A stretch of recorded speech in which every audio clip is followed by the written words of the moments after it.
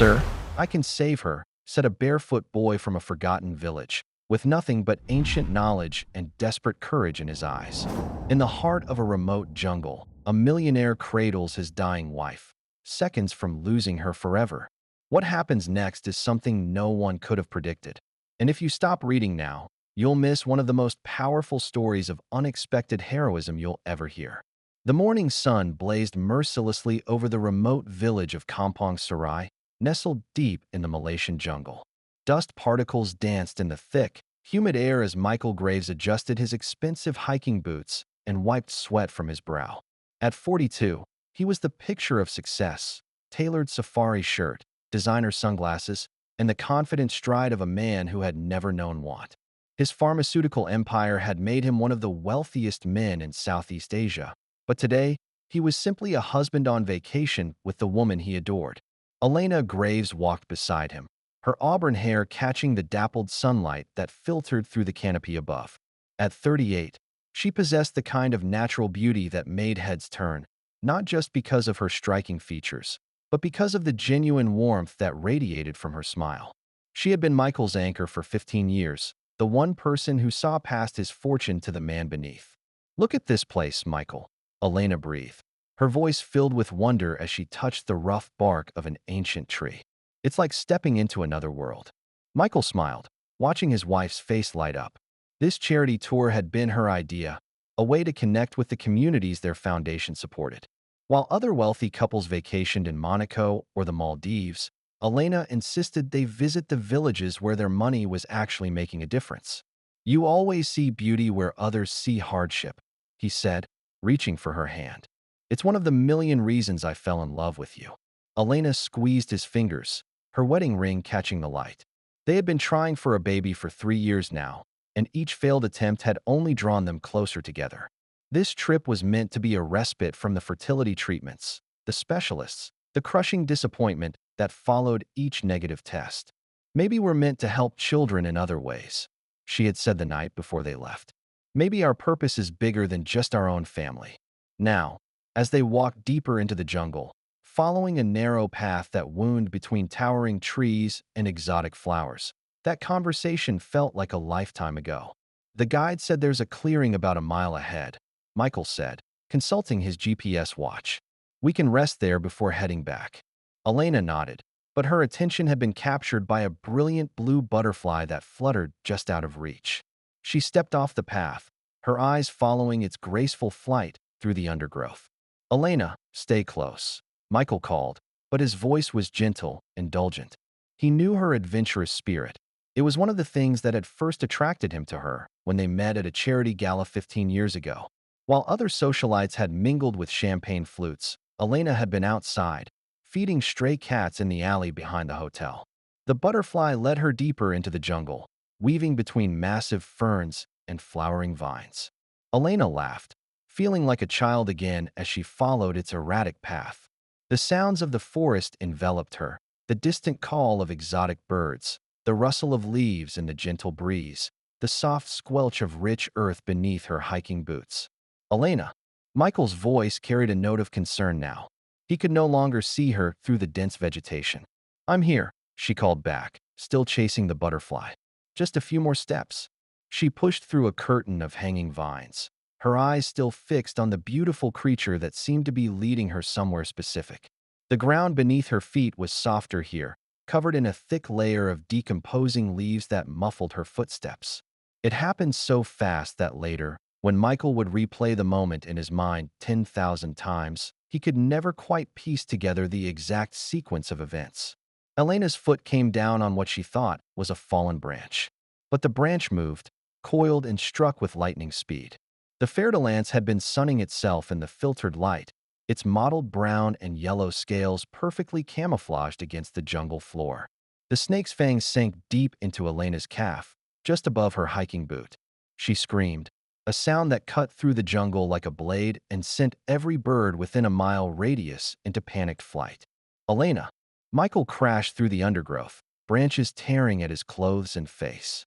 He found her 20 feet from the path, sitting on the ground with her back against a tree, her face already pale with shock. The snake had vanished back into the jungle, but the evidence of its attack was unmistakable. Two perfect puncture wounds in her leg, already beginning to swell and turn dark. "Oh God! Oh God!" Elena whispered, her voice shaking. "Michael, I can't feel my leg." He dropped to his knees beside her, his hands hovering over the wound, afraid to touch it.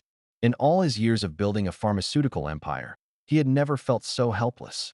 He knew about medicines, about treatments, about the science of healing, but here, in this remote jungle, none of that knowledge mattered. "It's okay," he said, though his voice betrayed his panic. "It's going to be okay. We're going to get you out of here." But even as he said the words, he could see the venom working its way through her system. Elena's breathing was becoming labored, her pupils dilating. The wound site was turning an ugly shade of purple-black, and the swelling was spreading up her leg with alarming speed. "Michael," she gasped, grabbing his shirt with trembling fingers. "The baby, we never got to have our baby." "Don't talk like that," he said fiercely, scooping her into his arms. "You're going to be fine. We're going to have a dozen babies. We're going to grow old together and complain about our grandchildren being too loud." Elena managed a weak smile, but her eyes were starting to lose focus. "I love you," she whispered. "Whatever happens, I need you to know." "Stop," Michael commanded, his voice breaking. "Don't you dare say goodbye to me." He began to run, crashing through the jungle with Elena in his arms. Branches whipped at his face, roots tried to trip him, but he pressed on with the desperate strength of a man who had everything to lose. His expensive hiking boots, designed for casual walks on maintained trails, slipped and slid on the treacherous terrain. His designer shirt was soon soaked with sweat and torn in a dozen places. "The village," he panted, more to himself than to Elena. "The village isn't far. Someone there will know what to do." But Elena was growing heavier in his arms, not because she was gaining weight, but because she was losing consciousness. Her head lolled against his shoulder, and her breathing was becoming more and more shallow. "Elena, stay with me," he pleaded, his voice raw. "Talk to me, sweetheart. Tell me about the butterfly. What color were its wings?" No response. Her lips were starting to turn blue. Michael ran harder, his heart hammering against his ribs. In the distance, he could hear the sounds of human activity, voices, the bleating of goats, the crackle of cooking fires. The village was close. It had to be. He burst from the tree line like a man possessed, stumbling into the dusty main square of Kampong Sarai with his dying wife in his arms. The midday heat hit him like a physical blow, and the bright sunlight made him squint after the filtered light of the jungle. The village square was a modest affair. A few wooden stalls selling vegetables and basic goods, a small mosque with a tin roof, and clusters of simple houses built on stilts to protect against flooding. Children played in the dust between the buildings, their laughter stopping abruptly when they saw the wild-eyed foreigner carrying the unconscious woman. "Help!" Michael shouted, his voice cracking with desperation. "Please, someone help us." The villagers began to gather, their faces a mixture of curiosity and concern. An elderly woman in a colorful headscarf approached first, her eyes taking in Elena's pale face and the obvious signs of snakebite on her leg. "Ular berbiza," she said in Malay, shaking her head sadly. "Venomous snake. Do you speak English?" Michael asked frantically, switching between the woman and the growing crowd. "Please, my wife needs help. She was bitten by a snake." A middle-aged man stepped forward, his English halting but clear. "I am teacher here. I speak little English. Your wife, very bad. Snake bite very dangerous." "There has to be something," Michael said, his voice rising. "Medicine, a doctor, a clinic, anything." The teacher spoke rapidly to the crowd in Malay, and Michael caught fragments of what he was saying. "No hospital for 50 kilometers. No antivenom. No way to get help quickly enough." "I'm sorry," the teacher said, his eyes filled with genuine sympathy. "We cannot help. Snake bite, too dangerous. You must take her to hospital in Kuala Lumpur." But he didn't finish the sentence. He didn't need to. Elena was unconscious now, her breathing so shallow it was barely perceptible. Her lips had gone from blue to almost purple, and the swelling in her leg had spread to her thigh. Even if they could somehow get her to a hospital, it would take hours. She didn't have hours. Michael sank to his knees in the dust, still holding Elena in his arms. The crowd of villagers formed a respectful circle around them, their faces solemn. Some of the women were crying softly, moved by the sight of a man so clearly devastated by the thought of losing his beloved wife. "Please," Michael whispered, his voice barely audible. "Please, God, don't take her from me." It was then that a small voice spoke from the edge of the crowd. "Sir, I can save her." Michael's head snapped up, his eyes searching the crowd desperately. Through his tears, he saw a figure stepping forward, small, thin, with clothes that had seen better days and bare feet that spoke of poverty. As the boy moved closer, Michael's heart sank. This was just a child, maybe 13 years old, with prominent ribs visible through his threadbare shirt and eyes that seemed too old for his face. "Tarek," one of the women in the crowd said sharply in Malay, her voice carrying a warning. "Jangan ganggu orang dewasa." Don't bother the adults. But the boy, Tarek, ignored her, his gaze fixed on Elena's still form. His dark eyes moved from her pale face to the wound on her leg, and something shifted in his expression. Recognition, understanding, and something else, a desperate, fierce determination. "Sir," he said again, his English accented but clear. "I know this snake. I know what to do." Michael stared at him, his mind reeling. This was a homeless child, clearly malnourished, probably uneducated. The kind of kid who should be in school, not claiming he could save someone from a potentially fatal snakebite. "Son," the teacher said gently, placing a hand on Tarek's shoulder. "This is not a game. The lady is very sick." Tarek shrugged off the man's hand, his eyes never leaving Elena. "It was a fer de lance," he said, surprising everyone with his knowledge of the snake's name. "I can see the bite pattern. 2 fangs, deep puncture, the swelling and discoloration. I know this." "How could you possibly know that?" Michael asked, his voice hoarse with grief and exhaustion. For the first time, Tarek's composure cracked slightly. His jaw tightened, and his hands clenched into fists at his sides. "Because my mother died from the same bite." The words hung in the air like a physical thing, heavy with pain and memory. The crowd fell silent, even the children sensing the gravity of the moment. 3 years ago, Tarek continued, his voice steady despite the tears that had begun to gather in his eyes. "She was gathering herbs in the jungle when it happened. We brought her to the village, just like you did. Everyone said the same thing. Nothing could be done. Too far to the hospital. No medicine. No hope." Michael felt his own tears beginning to fall again. This boy had watched his mother die in the same way Elena was dying now. The parallel was too cruel, too perfectly designed to break what was left of his heart. "I'm sorry," Michael whispered. "I'm so sorry for your loss." Tarek wiped his eyes with the back of his hand, leaving streaks in the dust on his cheeks. "My grandfather, though, he knew things. Old ways. Traditional medicine. He tried to save her, but it didn't work." Michael finished, his voice hollow. "No," Tarek said, his voice dropping to almost a whisper. "It didn't work because I was too young, too scared to help properly. I made mistakes. I hesitated when I should have acted. I was just a child, and I watched my mother die because I wasn't brave enough to do what needed to be done." The admission hung between them like a bridge, connecting a wealthy Western businessman to a homeless Southeast Asian boy through the universal language of loss and regret. "After she died," Tarek continued, "my grandfather taught me everything he knew. Every plant, every treatment, every technique passed down through generations. He made me practice until I could do it in my sleep." He said. The boy's voice broke slightly. "He said maybe I couldn't save my mother, but someday I might save someone else's mother. Or someone's wife." Michael looked down at Elena's face, so pale now that she looked like a ghost of herself. Her breathing was so shallow that he had to watch carefully to see the rise and fall of her chest. Time was running out, had probably already run out. "But you're just a child," Michael said, though his voice held none of the dismissal it might have a few minutes earlier. "What if you're wrong? What if you make a mistake?" Tarek's eyes hardened with a resolve that seemed impossible in someone so young. "What if I'm right? What if I don't make a mistake this time?"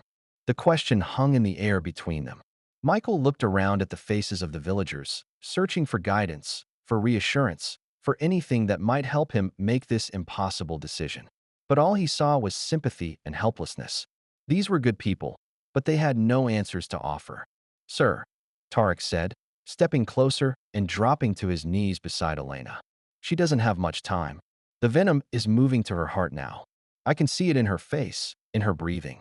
If we don't act soon, He didn't need to finish. Michael could see it too.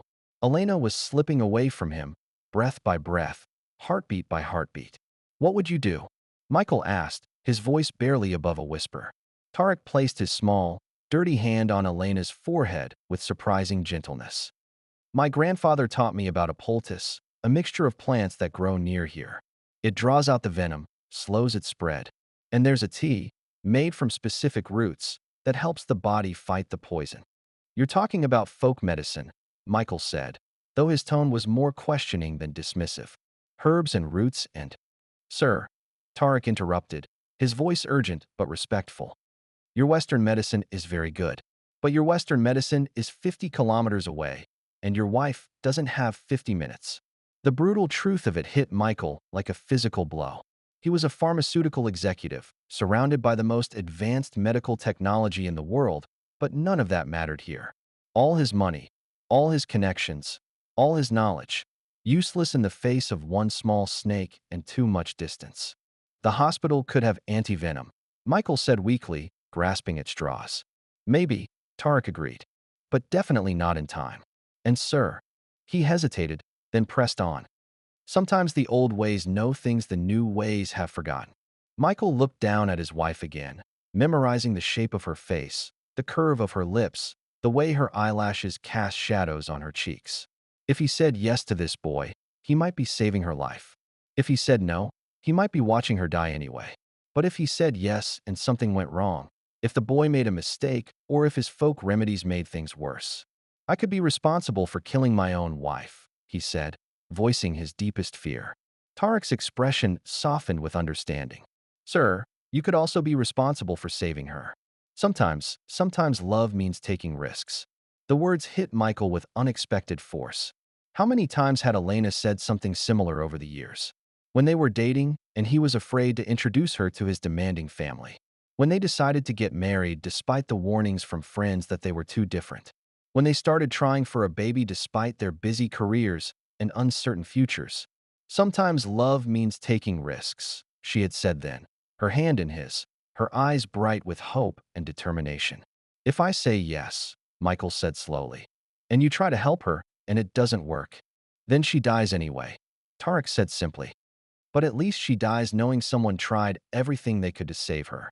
Michael closed his eyes, feeling the weight of the decision crushing down on him. Elena's life hung in the balance, and he had to choose between a trained medical system that was too far away and a homeless boy with knowledge passed down from his grandfather.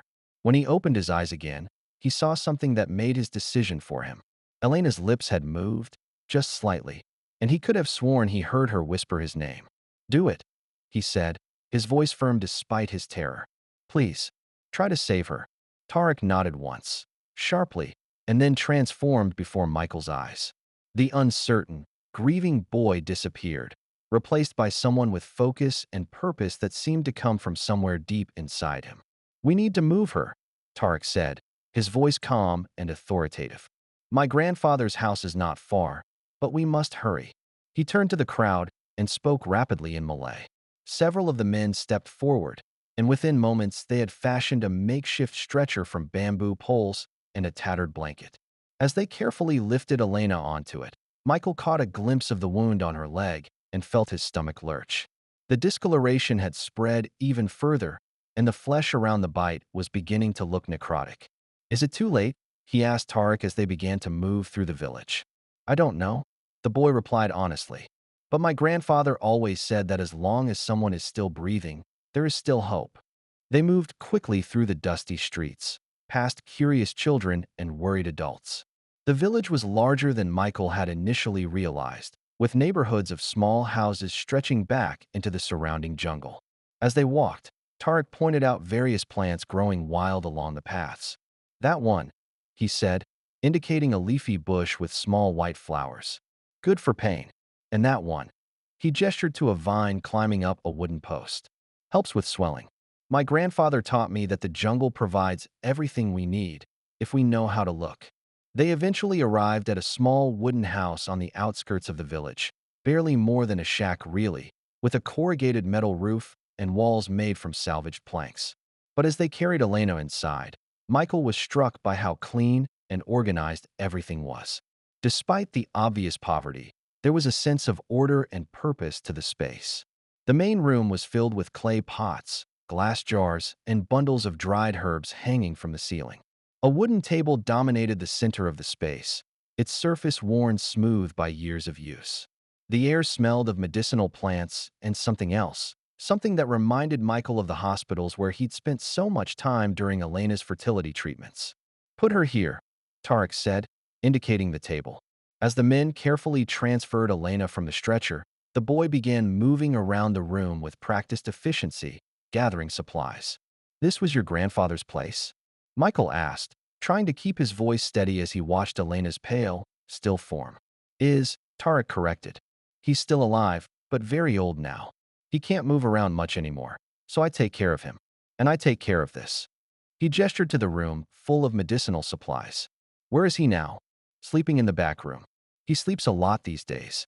Tarek's voice carried a note of sadness, and Michael realized that this boy was not just homeless. He was a caregiver, responsible for keeping both himself and an elderly relative alive. Tarek began grinding something in a stone mortar, his movements quick and precise. "I need you to help me," he said without looking up. "Can you lift her leg?" Michael moved to Elena's side, gently raising her injured leg. The wound looked even worse up close, and he had to fight down a wave of nausea. "What are you making?" "Poultice," Tarek replied, adding water to the ground herbs and creating a thick paste. "This plant," he held up a handful of crushed leaves, "is called tuba root. It draws poison from the body. Very powerful, but dangerous if you use too much." "How do you know how much to use?" Michael asked, his voice tight with anxiety. For the first time since they'd entered the house, Tarek hesitated. I I practice on animals sometimes, when I find them sick or injured in the jungle. But never on a person, never on someone this sick." The admission sent a chill through Michael's body. This boy, this child, was essentially experimenting on his wife. But what choice did they have? "It's okay," Michael said, though he wasn't sure if he was trying to reassure Tarek or himself. "You know more about this than anyone else here." Tarek nodded and began applying the paste to Elena's wound. His hands were gentle but sure, and Michael found himself struck by the contrast between the boy's obvious poverty and his careful, almost reverent treatment of Elena. "Now we wait," Tarek said, covering the poultice with a clean cloth. "The medicine needs time to work." "How long?" Michael asked. "I don't know. With the animals, sometimes it was hours, sometimes days." Tarek moved to another part of the room and began preparing something else, boiling water in a clay pot and adding various roots and leaves. "But she's very sick, sicker than the animals were." Michael pulled a wooden stool close to the table and took Elena's hand in his. Her skin was cold and clammy, and her pulse was weak and irregular. "Come on, sweetheart," he whispered. "You have to fight. You have to come back to me." As if she could hear him, Elena's eyelids fluttered slightly. For a moment, Michael's heart soared with hope, but then her face contorted in pain and she let out a soft moan. "Is that good or bad?" he asked Tarek. The boy looked up from his preparation, his face thoughtful. "Pain means she's still fighting. That's good." Over the next hour, Tarek worked with the focused intensity of someone much older. He changed the poultice twice, each time examining Elena's wound carefully and adjusting his mixture of herbs. He prepared a tea from roots and bark, managing to get a few drops between Elena's lips even though she was unconscious. "My grandfather taught me that healing is not just about medicine," Tarek said as he worked. "It's about believing, about putting your whole heart into making someone better." "Is that what you're doing now?" Michael asked. Tarek paused in his work and looked at Elena's face. "Yes, but also, I'm trying to make up for what I couldn't do for my mother." The raw honesty in the boy's voice cut straight to Michael's heart. Here was a child who had watched his mother die, who had been carrying that guilt and regret for 3 years, and who was now pouring everything he had into saving a complete stranger. "Tell me about her," Michael said softly. "Your mother." Tarek's hands stilled for a moment, then continued with their work. "She was beautiful. Not beautiful like your wife, not rich beautiful, but beautiful in the way she laughed, in the way she sang while she worked, in the way she always had food for anyone who was hungry, even when we barely had enough for ourselves." "What was her name?" "Sidi. It means lady in Arabic, but everyone just called her Mama Sidi, even people who weren't her children." Tarek smiled sadly. She wanted to be a teacher, but there was no money for school. So she taught herself to read by studying my grandfather's books about plants and medicine. She sounds like an amazing woman. She was. Tarek's voice grew thick with emotion. After she died, I wanted to die too. I didn't eat for days. I didn't talk to anyone. My grandfather, he was so worried about me that he got sicker than he already was. What changed? Michael asked, genuinely interested in this boy's story despite his overwhelming concern for Elena. One day, I found a bird with a broken wing. Just a little sparrow, nothing special. But I remembered watching my mother help injured animals, remembered the way she would hold them so gently while my grandfather fixed their bones or cleaned their wounds. Tarek's voice grew stronger. I tried to help the bird, and it lived. It flew away 3 days later. And that's when you decided to learn healing? That's when I realized that maybe I could carry some of my mother's kindness forward. Maybe I could be the hands that help instead of the hands that watch helplessly. Michael felt tears stinging his eyes again, but this time they weren't entirely from grief. There was something incredibly moving about this boy's story, about his transformation from a traumatized child into someone who dedicated his life to healing others. Tarek, he said, his voice rough with emotion. Whatever happens with my wife, I want you to know that what you're doing, this kindness, this skill, this courage, your mother would be so proud of you. The boy's composure finally cracked. Tears spilled down his cheeks as he continued to work, his hands never pausing in their careful ministrations. I hope so, sir. I hope so. It was then that Elena's eyes opened. Michael. Elena's voice was barely a whisper, so soft that at first Michael thought he had imagined it. But her eyes were open, searching his face with confusion and pain. I'm here, he said, leaning over her and taking her hand. I'm right here, sweetheart. Elena tried to sit up, but a wave of pain washed over her face, and she fell back against the makeshift pillow Tarek had created from folded blankets. What happened? Where are we? You were bitten by a snake, Michael said gently. We're in a village, and this young man, Tarek, has been helping you. Elena's eyes moved to where Tarek stood frozen beside the table, a cup of medicinal tea in his hands. For a moment, she took in his appearance, the threadbare clothes, the obvious signs of poverty, the youth of his face. And Michael saw a flicker of the same doubt he had felt earlier.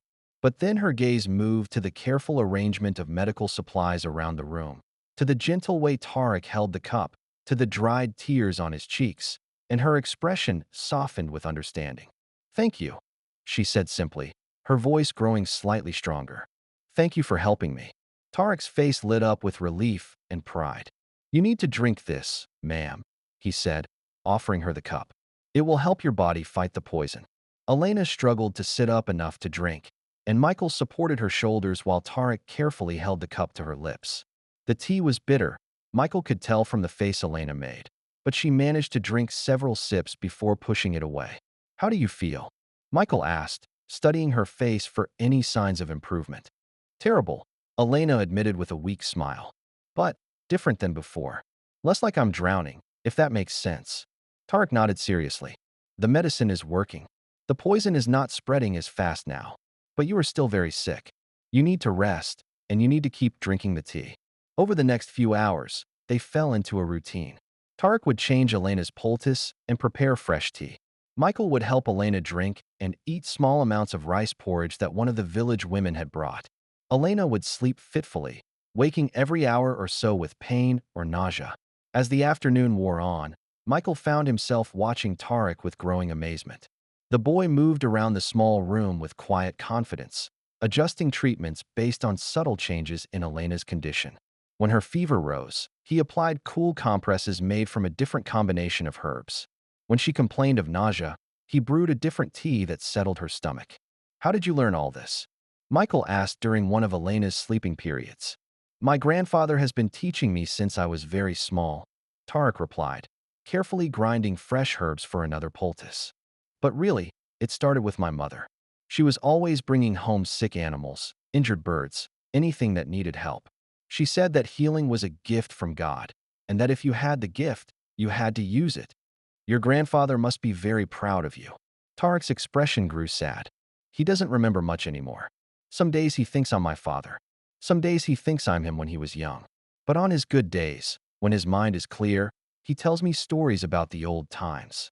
About when there were no hospitals, no Western medicine, and the village healers were the only hope people had. Do you want to be a doctor? Michael asked. A real doctor, I mean, with formal training. The question seemed to catch Tarek off guard. He paused in his work, his hands still for a moment. I, I never thought about it. People like me don't become doctors. We don't go to school. We don't have money for university. We just try to survive. But if you could, Michael pressed. If money wasn't an issue, if you could go to school, learn everything there is to know about medicine, would you want that? Tarek's eyes took on a distant look, as if he was trying to imagine a future that had never seemed possible before. I think, I think I would like to know both ways. The old ways that my grandfather taught me, and the new ways that could help even more people. Both ways, Michael repeated thoughtfully. Traditional and modern medicine working together. Yes, Tarek said, his voice growing excited. Like what we're doing now.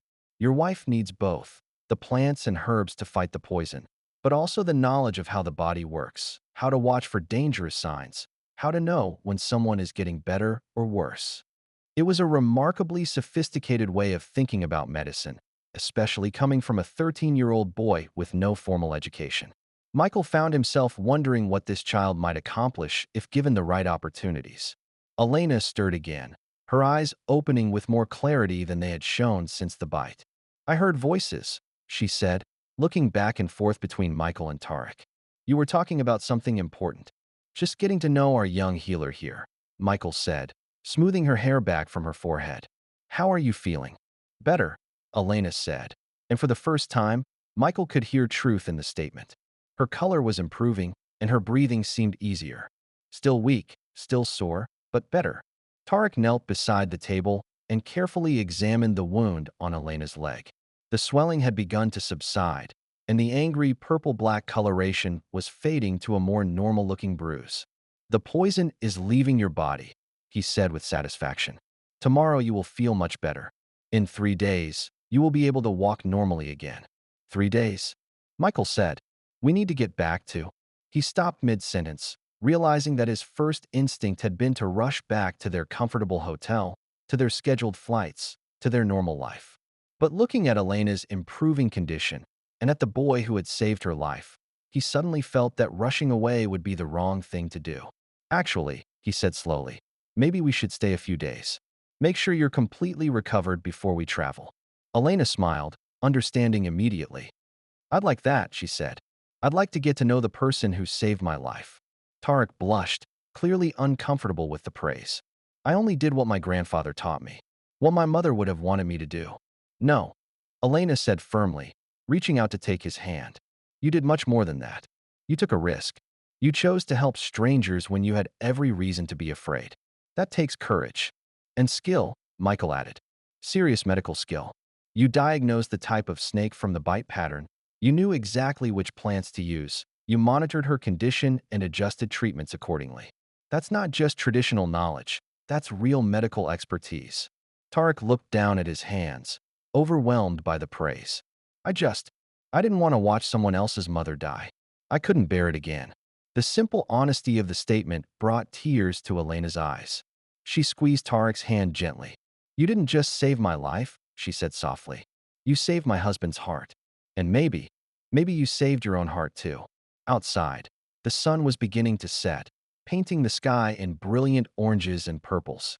Through the open window, they could hear the sounds of the village settling into evening.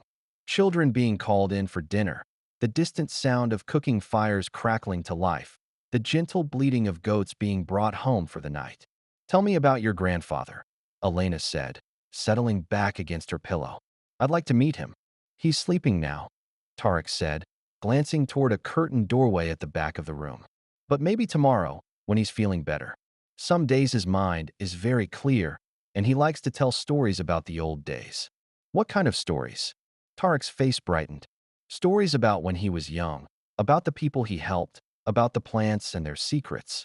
He knows hundreds of remedies that were passed down from his grandfather and his grandfather's grandfather. Sometimes I think he knows things that no one else in the world remembers. That's incredible, Elena said. All that knowledge, all that wisdom, passed down through generations. But it's disappearing, Tarek said sadly. The young people in the village, they want to move to the cities. They want modern jobs, modern lives. They don't want to learn about plants and old remedies. They think it's backward, useless. Michael felt a pang of recognition. How many times had he dismissed traditional medicine as primitive superstition? How many opportunities for learning had he missed because he was too focused on modern pharmaceuticals and high-tech treatments? Maybe, he said slowly, it doesn't have to disappear. Maybe there's a way to preserve that knowledge, to combine it with modern medicine. Tarek looked at him with interest. What do you mean? I mean, Michael paused, an idea beginning to form in his mind. What if we could document everything your grandfather knows? Write it down, study it, maybe even test some of the remedies scientifically? You would do that? Tarek asked, his eyes wide with surprise. We could do it together, Michael said, the idea gaining momentum. You could teach me about the traditional remedies, and I could teach you about modern medicine. We could create something new, a way of healing that honors both approaches. Elena smiled, recognizing the spark of passion in her husband's voice. She had seen it before when he talked about developing new treatments, about finding ways to help people who had been given up on by conventional medicine. That sounds like a wonderful idea, she said. But first, we need to make sure you're both ready for something like that. Tarek, would you be interested in going to school? In learning to read and write properly, studying science and math?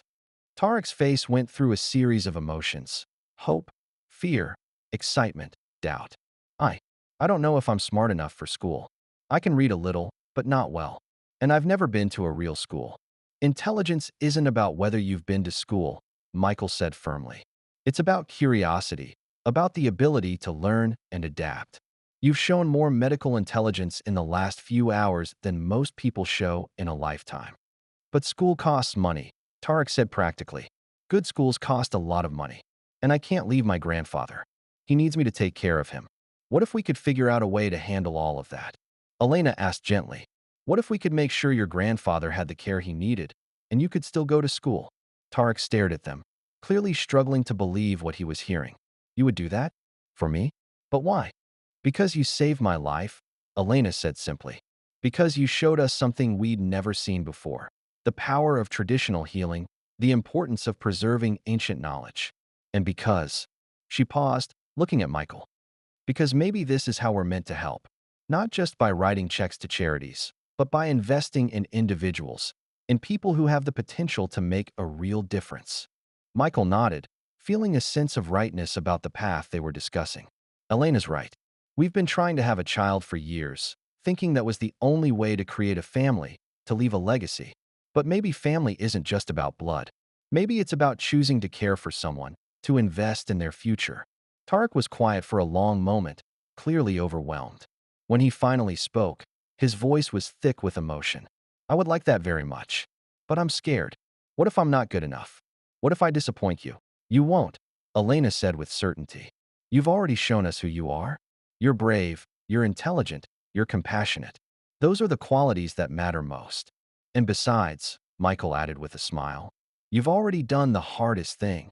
You've taken a chance on strangers, risked everything to help someone you didn't even know. School will be easy compared to that. As the evening wore on, they continued to talk, planning and dreaming about possibilities that had never existed before this day. Tarek would finish his recovery care for Elena, make sure she was completely well. Then they would work together to find a good school, one that would allow him to continue caring for his grandfather while getting the education he deserved. There's something else, Michael said as the conversation wound down. I want to learn from your grandfather.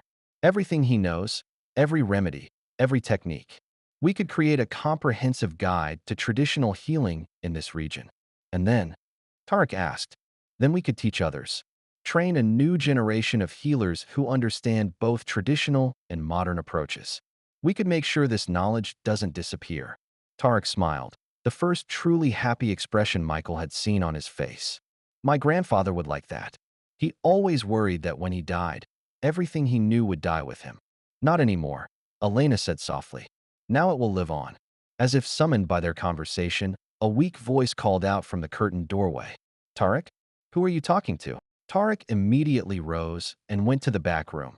returning a moment later supporting an elderly man who moved with the careful steps of someone whose body had been worn down by years of hard living. The man's eyes were cloudy with cataracts, but his face was kind, and Michael could see the family resemblance in the shape of his features. "Grandfather, these are the people I told you about. The lady who was bitten by the fer-de-lance." The old man's eyes widened with interest, and he moved closer to the table where Elena lay. "Ah, yes. Tarek said you were very sick, but you look much better now. Thanks to your grandson," Elena said warmly. "He saved my life." The old man beamed with pride. "He is a good boy. Very smart, very kind. Just like his mother was." His expression grew sad for a moment. "I wish she could see what he has become." "I think she can," Elena said gently. "I think she would be very proud." "Sir," Michael said, addressing the old man respectfully. "My name is Michael Graves.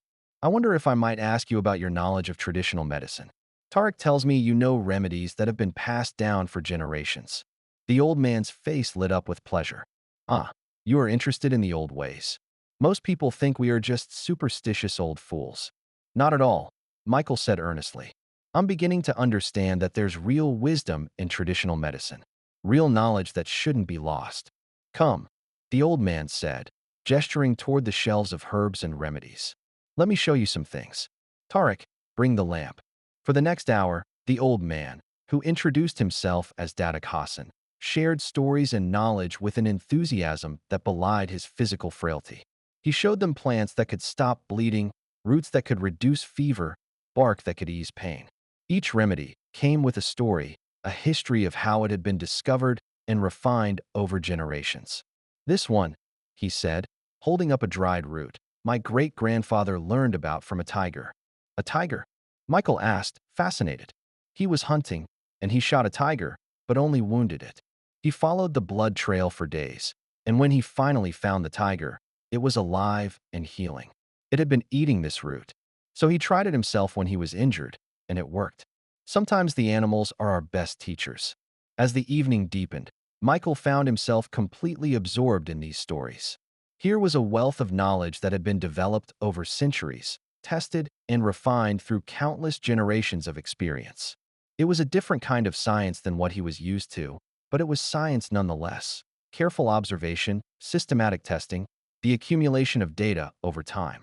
"Dadak Hassan," he said finally, "would you be willing to share all of this knowledge with me? To help me document it, preserve it?"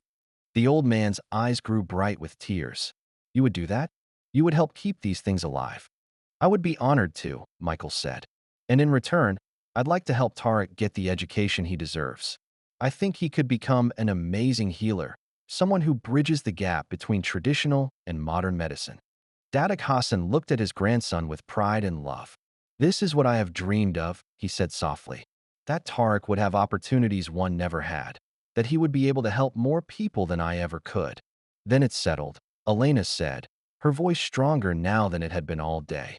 "We're going to change all of our lives, starting right now." As they began to make concrete plans, where Tarek would go to school, how they would care for Dadak Hassan, how they would begin documenting the traditional remedies, Michael felt a sense of purpose that he hadn't experienced in years. This wasn't just about business or profit or even personal satisfaction. This was about legacy, about creating something that would outlast all of them. But even as hope filled the small room, none of them could have predicted the challenges that lay ahead or the tests that would come sooner than any of them expected.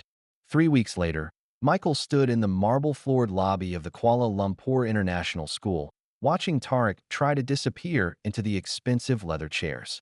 The boy had been quiet during the entire drive from the village, and now, surrounded by the obvious wealth and privilege of one of Malaysia's most elite educational institutions, he looked like he wanted to run.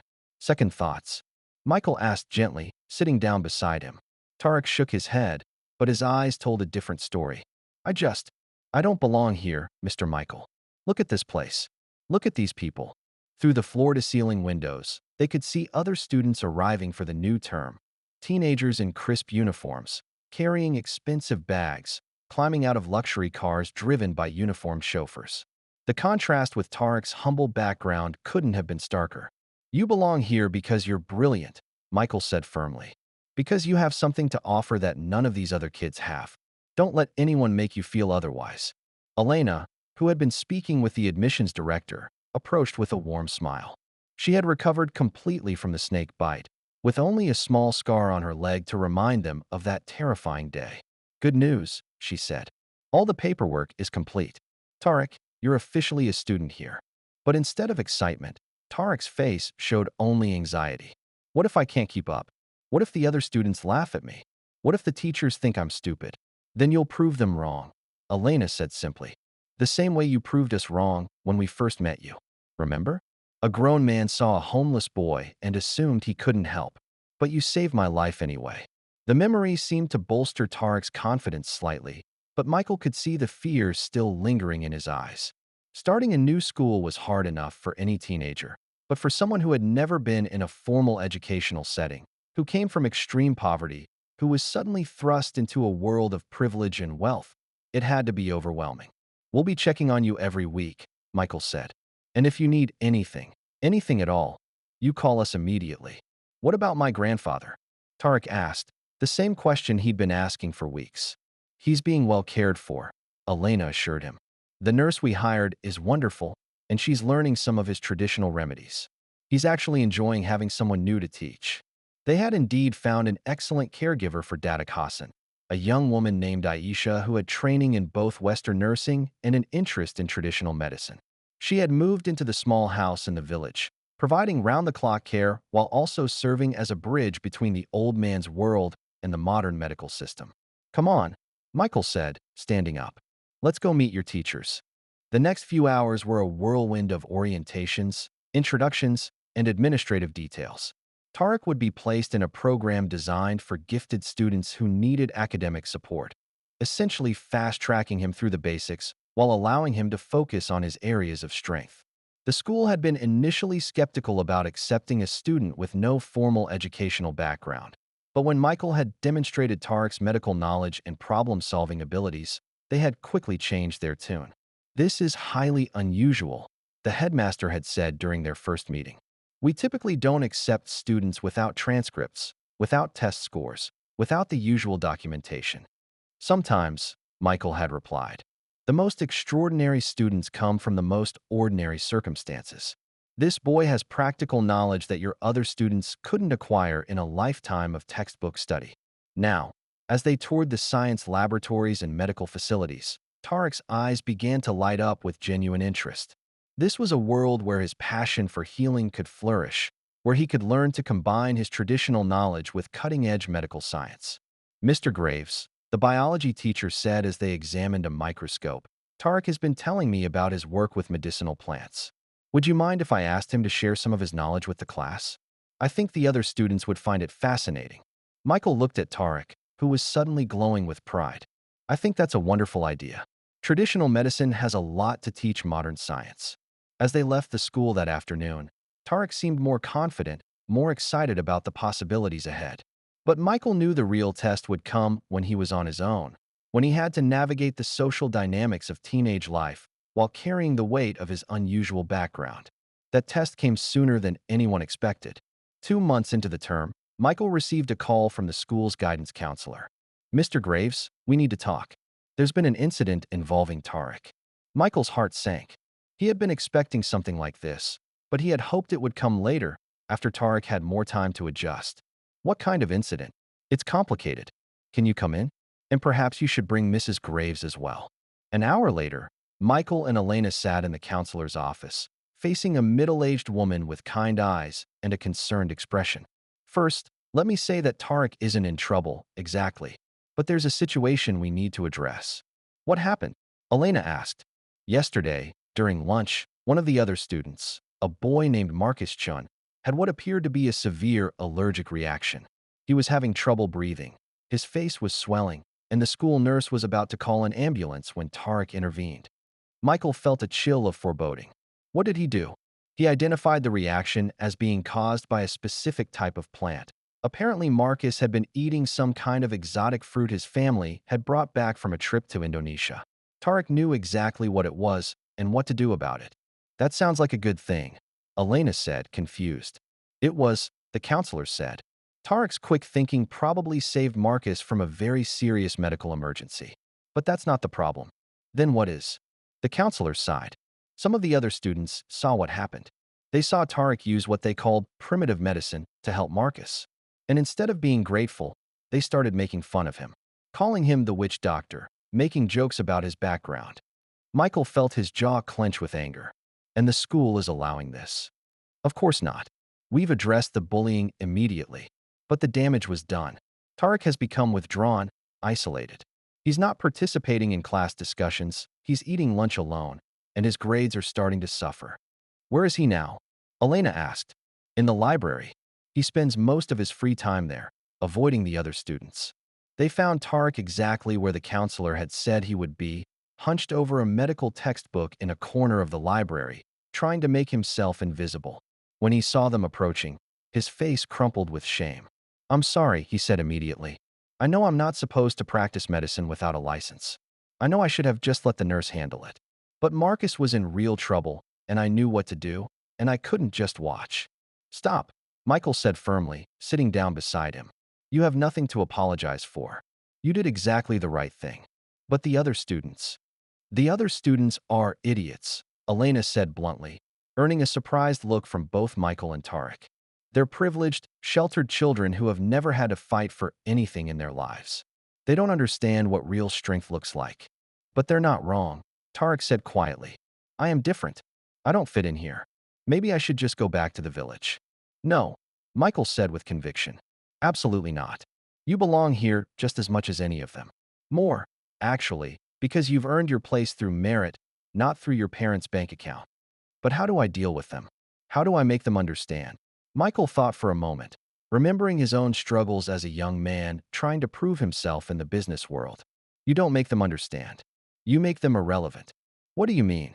I mean you focus on what you're here for. You're not here to make friends with shallow teenagers. You're here to learn, to grow, to become the healer you're meant to be. The rest is just noise. Elena leaned forward, her voice gentle but firm. Tarek, some of the most important people in history were misunderstood by their peers. They were different. They challenged the status quo. They brought new ideas to old problems. That's exactly what you're doing. But it's lonely, Tarek admitted, his voice small. I know, Elena said, her heart breaking for this boy who had already endured so much. But you're not alone. You have us. You have your grandfather. And eventually, you'll find people who appreciate you for who you are. Over the next several months, Tarek threw himself into his studies with renewed determination. He excelled in his science classes, showing an intuitive understanding of biology and chemistry that amazed his teachers. He began working on a project to document and analyze the traditional remedies he had learned from his grandfather, combining ancient wisdom with modern scientific methodology. But the social isolation continued. The other students, influenced by a few particularly vocal bullies, kept their distance. Tarek ate lunch alone, worked on group projects by himself, and spent his free time in the library or the laboratory. I'm worried about him, Elena said to Michael one evening as they reviewed Tarek's latest progress reports. He's doing brilliantly academically, but he's so lonely. He's just a kid. He needs friends. He needs to feel like he belongs somewhere. Maybe we made a mistake, Michael said, voicing the doubt that had been growing in his mind. Maybe we should have found him a different school, somewhere less elite, where he'd fit in better. No, Elena said firmly. This is the right place for him. He's getting the best education possible, and he's thriving intellectually. The social stuff will work itself out. But even as she said it, she wasn't entirely convinced. She had seen the way Tarek's face had changed over the months, becoming more guarded, more withdrawn. The bright, confident boy who had saved her life was disappearing, replaced by someone who seemed to be constantly apologizing for his existence. The crisis came during the spring semester, when Tarek was in his second year at the school. What happened next would test not just Tarek's resilience, but the strength of the bonds they had all formed. It would force them to confront the reality that good intentions weren't always enough, and that sometimes the right path was the hardest one to walk. The incident that changed everything started with a simple field trip. The email arrived on a Tuesday morning, marked urgent and sent directly to Michael's personal account. The subject line made his blood run cold. Emergency, Tarek hospitalized. Michael's hands shook as he opened the message from the school's headmaster. The details were sparse but terrifying. Tarek had collapsed during a field trip to a local hospital, was unconscious, and had been admitted to the intensive care unit. The doctors weren't sure what was wrong. "Elena," Michael shouted, already reaching for his car keys. "We need to go? Now." The drive to the hospital was a blur of traffic and panic. Elena sat in the passenger seat, her face pale, clutching her phone as she tried to get more information from the school. "They're not telling me anything useful," she said, frustration evident in her voice. "Just that he collapsed and hasn't woken up." When they arrived at the hospital, they found a cluster of school officials waiting in the lobby, their faces grim. The headmaster, Dr. Williams, approached them immediately. "Thank you for coming so quickly," he said. "The doctors are with him now. We're still trying to understand what happened." "Tell us everything," Michael demanded, his voice tight with worry. The students were touring the pediatric ward as part of their biology class. Tarek seemed fine at first. Actually, he was more engaged than usual, asking thoughtful questions about the equipment and procedures. But then we came to the infectious disease unit, and Dr. Williams paused, clearly struggling with the memory. He saw a child, a little girl, maybe 6 years old. She was very sick, and her parents were crying beside her bed. "What was wrong with her?" Elena asked. "Dengue fever. Severe case." The doctors said there wasn't much they could do except manage her symptoms and hope her body could fight it off. Michael felt a chill of recognition. And Tarek recognized something. He got very agitated. He kept saying he knew what to do, that his grandfather had taught him about dengue, that there were traditional remedies that could help. The teachers tried to calm him down, but he became more and more upset. What happened then? He started approaching the girl's parents, trying to explain that he could help. But he was speaking in Malay, and he was clearly distressed, and they thought. Dr. Williams looked uncomfortable. They thought he was just a disturbed student who was bothering them. They called security. Elena's hand flew to her mouth. Oh no. Security removed him from the ward, but he kept trying to get back in. He was shouting about traditional medicine, about plants that could reduce fever, about remedies that had been used for centuries. To the hospital staff, he probably looked like a delusional teenager having some kind of breakdown. And then he collapsed? Michael asked. Shortly after, yes. One moment he was arguing with the security guards. The next he was on the floor, unconscious. The doctors think it might have been a panic attack, but they're running tests to be sure. Michael closed his eyes, trying to process what he was hearing. Tarek had seen a dying child and had desperately wanted to help, but no one would listen to him. The frustration and helplessness must have been overwhelming. Can we see him? Elena asked. The doctors said immediate family only, Dr. Williams replied. But given the circumstances, we are his family, Michael said firmly. Legal guardians. We have all the paperwork. It was true. Over the past year, they had officially adopted Tarek, making him legally their son. It had been a long process, but it had given them the right to make medical decisions for him and had provided him with the security of knowing he truly belonged somewhere. They found Tarek in a private room, connected to monitors and 4 lines, looking small and vulnerable in the hospital bed. His eyes were closed, but his face was restless, as if he were fighting some internal battle even in unconsciousness. The tests show no physical abnormalities, the attending physician explained. His blood work is normal, brain scans are clear. We think this was a severe panic attack, possibly triggered by emotional trauma. When will he wake up? Elena asked, taking Tarek's hand in hers. Soon, we hope. His vital signs are stable. But when he does wake up, he's going to need support. Whatever triggered this episode, it was clearly very distressing for him. As if responding to Elena's voice, Tarek's eyes fluttered open. For a moment, he looked confused, disoriented. Then his gaze focused on Michael and Elena, and his face crumpled with shame and grief. I'm sorry, he whispered, his voice hoarse. I'm so sorry. I ruined everything. No, you didn't, Elena said immediately, squeezing his hand. You didn't ruin anything. I did. I made a scene at the hospital. I scared that little girl's parents. I acted like some kind of crazy person. You acted like someone who cares, Michael said, sitting on the edge of the bed. You saw a child in need, and you wanted to help. There's nothing wrong with that. But they wouldn't listen to me, Tarek said, tears streaming down his face. They looked at me and saw a poor kid, a minority, someone who couldn't possibly know anything useful. They saw everything except who I really am. The pain in his voice cut straight to Michael's heart. This was the reality they had been trying to shield him from. The fact that no matter how brilliant he was, no matter how much he accomplished, there would always be people who would judge him based on his appearance, his background, his age. "I know," Michael said softly. "And I'm sorry. I'm sorry that the world isn't always fair, that people don't always see what I see when I look at you." "What do you see?" Tarek asked, his voice small. "I see someone who saved my wife's life. I see someone who has more medical knowledge at 16 than most doctors have at 40. I see someone who cares so much about helping others that he made himself sick trying to do the right thing. But none of that matters if no one will listen to me." "Then we make them listen," Elena said firmly. "We find a way to make your voice heard." "How?" Tarek asked, his voice full of despair. Michael thought for a moment, an idea beginning to form in his mind. What if we could prove that traditional medicine works? Not just with stories and anecdotes, but with real scientific data? "What do you mean?" "I mean, we do what we talked about before. We document your grandfather's remedies. We test them scientifically. We publish the results. We show the medical community that traditional medicine isn't just folklore. It's real, effective treatment." Tarek's eyes began to show a glimmer of interest. "You really think we could do that?" "I know we can."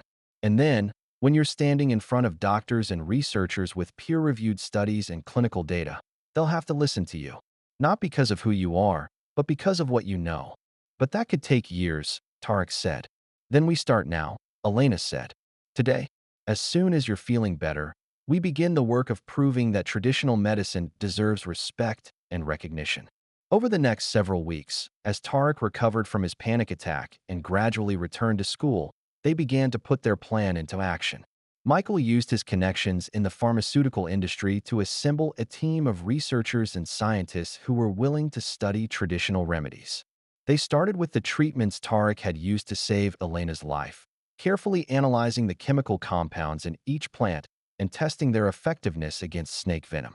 The results were remarkable. The traditional remedies weren't just effective. In some cases, they were more effective than conventional treatments. The combination of plants that Tarek had used created a synergistic effect that modern medicine had never explored.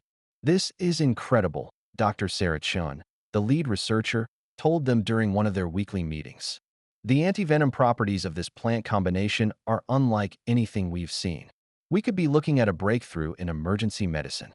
But even more important than the scientific validation was the change in Tarek himself. Working on the research project gave him a sense of purpose that went beyond just succeeding in school. He was contributing to something bigger than himself, something that could help countless people. "I want to focus on pediatric applications," he said during one of their planning sessions. "Traditional remedies for childhood diseases. There are so many children who could benefit from these treatments." "Like the little girl you saw at the hospital?" Elena asked gently. Tarek nodded, his face serious. "I looked her up. She's okay. She recovered from the dengue fever. But it took weeks, and she was in so much pain.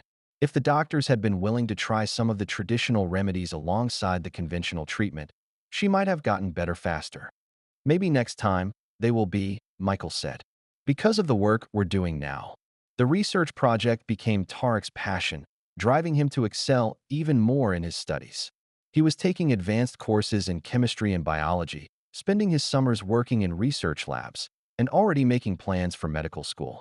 The bullying at school had largely stopped, replaced by a grudging respect for his academic achievements and his growing reputation as a serious researcher.